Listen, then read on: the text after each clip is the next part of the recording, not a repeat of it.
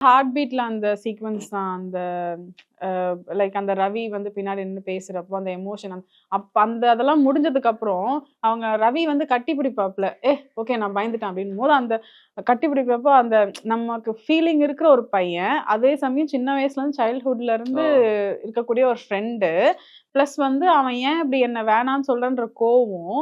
ஆனா, இவன நம்ம மூஞ்சில காமிக்க கூடாதுன்ற அந்த ஒரு சப்ரஸ் பண்ண இந்த இந்த அத்தன விதமான அந்த ஒரு விஷயத்தையும் கண்ட்ரோல் பண்ணிட்டு அங்க ஒரு ஒரு எக்ஸ்பிரஷன் குடுக்கணும்.